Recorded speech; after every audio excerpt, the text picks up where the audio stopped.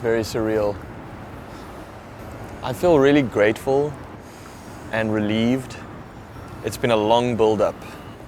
The first time I really got to enjoy what we were doing was just actually on stage. You know, everything up until that point, there was just no time to be in the moment or feel the gravity of where we were and what was happening. So last night on stage was the first time I got to stand in front of the audience in a venue and feel the joy of playing a venue like Carnegie Hall.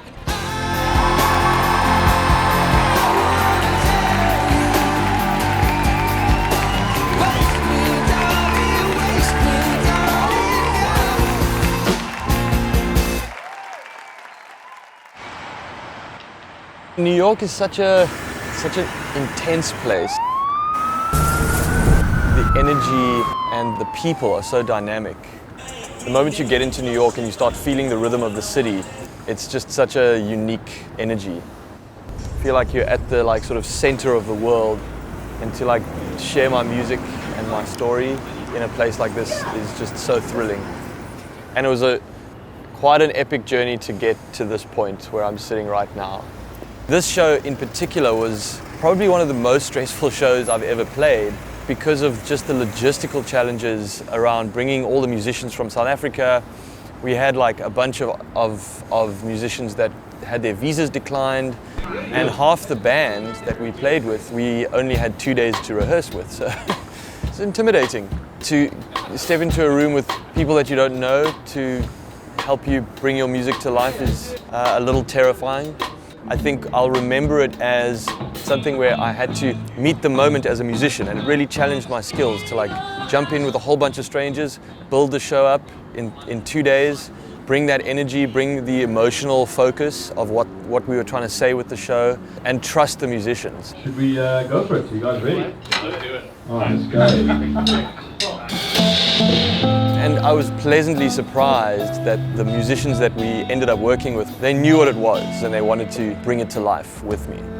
What's holding you back lately? And I felt very grateful for just that connection. We've got time to break the rules, time to play the fool all our lives. Making music together is a very deep thing. You know, you have this connection with someone, even if you're strangers, when you're harmonizing with each other and you're creating narrative with music.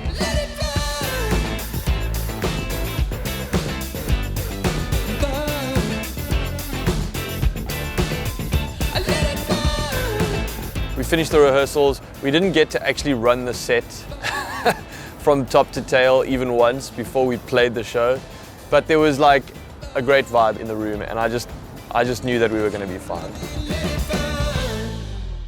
Alright, so let's get that. Let's go. Good. It's been a crazy 2 days. The moment is finally settling, and we're going to be on stage in 30 minutes. And all the expectation and build up and all that stuff has just been, feels like it's starting to settle for me, and I'm excited to get on stage and just have fun with the audience. That's the best show, is when we have fun. With my sister. I've always admired Zolani.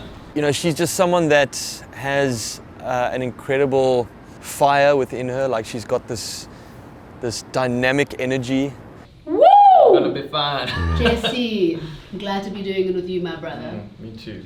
She's just got this really cool spectrum of emotion that she draws on as an artist, and it's something that I really resonate with. And I'm so psyched that it was her that I got to do it with. I don't actually know most of the people in this room very well, except for Ray and Zoe, but there's such a special spiritual bond from playing music together, and it's a blessing to be able to do that with all of you. And thank you for your effort and your energy, and for giving us your talents to bring our story to stage.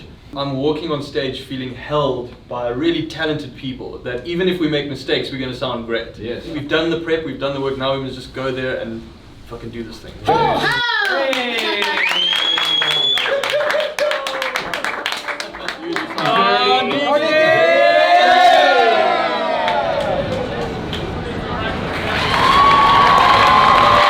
Walk out, me and Zolani together, You could feel there was like this anticipation in the room. And the moment we started singing, I knew that I was like, this is going to be great.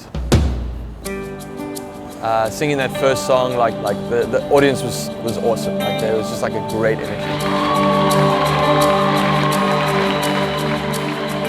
I knew a man who lived in fear. You know, I've always been a music lover, but I think when I started to write music is when I really started to get a sense of like the power of what it can be. As I get older, as I learn more about music, and as I challenge myself artistically, I'm becoming much more at peace with not knowing the certainty of it. Being all right with the fact that we don't always have control, we don't always know what the outcome's going to be, and life is going to unfold in the way that it does.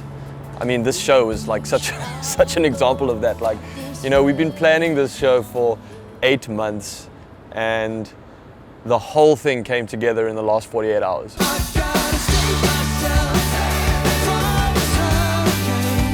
So we were also I think that was also part of the joy of the show, is that we were feeling it in the moment.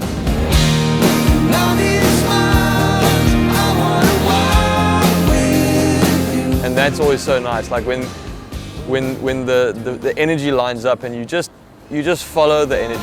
Yeah, I think that's it's like the story of life in general. We all have to keep moving and keep taking the next step, you know. Nicholas Patrika of Walk the Moon also joined me on stage. He's just a musical brother and just a deep friend for me. We've been making music together for many years.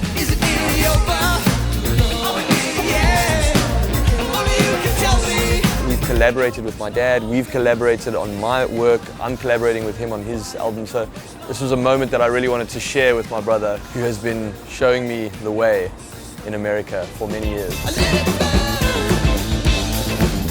So growing up, my dad was playing around the world, and I was on tour with him for 6 months of the year until I was 8 years old.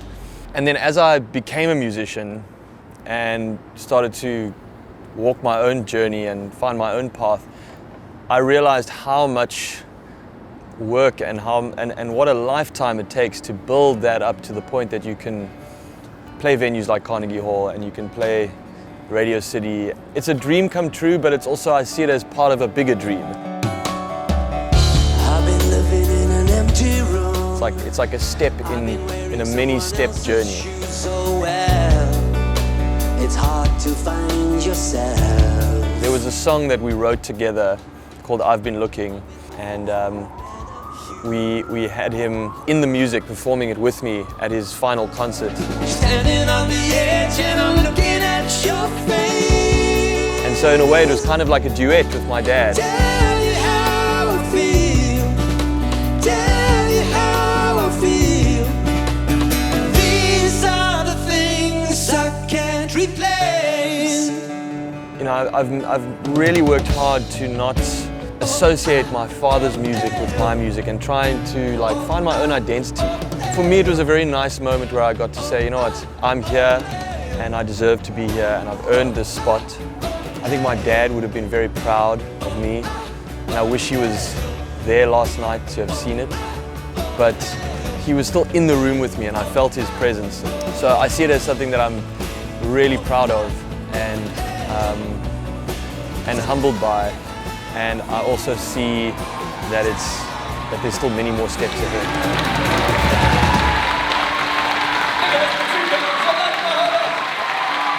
And I feel that the moment you get off stage from Carnegie, you you give yourself a high five, and then you're like, all right, what's the next thing? It felt amazing, the energy of the crowd, and just to share the music and the story felt incredible. So thank you, New York, thank you, Carnegie, thank you to all the amazing musicians and everyone who came together to make this happen. I'm blown away. I have no words. I need to go have a drink now. Tequila, let's go.